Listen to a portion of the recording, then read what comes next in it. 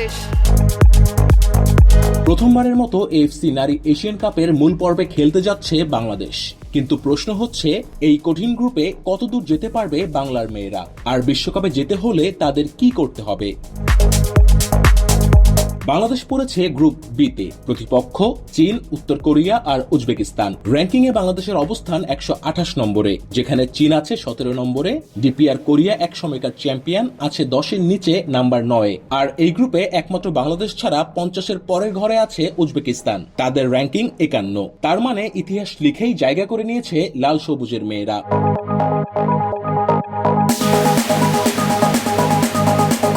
তবে সুযোগ আছে। উজবেকিস্তান ম্যাচে পয়েন্ট নিলে এবং ব্যবধান কমিয়ে প্রতিদ্বন্দ্বিতা করতে পারলে বাংলাদেশ হয়ে উঠতে পারে এই টুর্নামেন্টের সারপ্রাইজ প্যাকেজ। এশিয়ান কাপই এবার বিশ্বকাপ কোয়ালিফায়ার। এশিয়া থেকে 6টি দল সরাসরি যাবে, আর 2টি যাবে প্লে অফের মাধ্যমে। তাহলে কেমন হলো বাংলাদেশের গ্রুপ? কিভাবেই বা বিশ্বকাপে কোয়ালিফাই করবে লাল সবুজের মেয়েরা? সেখানে বাংলাদেশের প্রথম চ্যালেঞ্জ গ্রুপ পর্ব পেরোনো। বাংলাদেশকে অবশ্যই গ্রুপ বিতে অন্তত এক জয় পেতে হবে, বিশেষ করে উজবেকিস্তানের বিপক্ষে। দ্বিতীয়ত, গ্রুপের তৃতীয় স্থান অর্জন করে যদি সেরা তৃতীয় দলের তালিকায় আসে, তাহলে কোয়ার্টার ফাইনালে উঠতে পারে বাংলাদেশ। যদি কোয়ার্টার ফাইনালে হেরে যায় বাংলাদেশ, তাহলেও বাংলাদেশের সুযোগ রয়েছে বিশ্বকাপে খেলার। সেক্ষেত্রে থাকতে হবে তৃতীয় স্থানের সেরা দলে। সেখানে অন্য ফেডারেশনের দলগুলোর সঙ্গে খেলে জিততেই হবে লাল সবুজের মেয়েদের। বাংলাদেশ যদি বিশ্বকাপে সুযোগ পেতে চায়, তাহলে বাস্তবিকভাবে কি কি করতে হবে? শুরুতেই কৌশলগতভাবে এগোতে হবে বাংলাদেশকে। যেমন উজবেকিস্তানের বিপক্ষে ম্যাচকে টার্গেট করে পুরো প্রস্তুতি নিতে হবে। ডিফেন্সিভ ও কাউন্টার অ্যাটাক ভিত্তিক খেলা বেশি কার্যকর হবে। পাশাপাশি আন্তর্জাতিক ফ্রেন্ডলি ম্যাচের সংখ্যা আরো বেশি বাড়ানো প্রয়োজন, যাতে করে অভিজ্ঞতা বাড়বে ঋতুপর্ণা আফিদাদের। প্রস্তুতিমূলক পদক্ষেপগুলো কি কি হতে পারে বাংলাদেশের জন্য? অনুশীলন ক্যাম্প বিদেশে হলে ভালো হয়, যেমন জাপান বা দক্ষিণ কোরিয়া। দ্বিতীয়ত, শারীরিক ফিটনেস।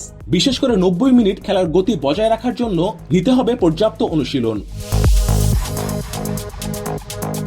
তৃতীয়ত, গোলকিপিং ও সেট পিস ডিফেন্সে উন্নতি করতে হবে বাংলাদেশকে। এছাড়া মানসিক দিক থেকেও বেশি নজর দিতে হবে পিটার বাটলারের দলের। খেলোয়াড়দের বড় মঞ্চের চাপ শেখাতে হবে, আগ্রাসী মানসিকতা গড়ে তুলতে হবে, ম্যাচ হারার ভয় নয়, চেষ্টা চালানোর আত্মবিশ্বাস আরো বেশি বাড়াতে হবে। অবশ্য কোচ পিটার বাটলার মনে করেন, বাংলাদেশ দল এখন আগের তুলনায় অনেক বেশি প্রস্তুত। সবশেষ 12 মাস কিংবা 6 বা 3 মাস আগের তুলনাতেও বাংলাদেশ এখন ভালো দল। চীন ও উত্তর কোরিয়ার বিপক্ষে খেলা হবে অনেক কঠিন, তবে আমি বিশ্বাস করি সবকিছুই সম্ভব। আমি এই চ্যালেঞ্জ নিতে প্রস্তুত এবং সবাইকে বলতে চাই, আমরা লড়াই করব, নিজেদের সর্বোচ্চটা দেব।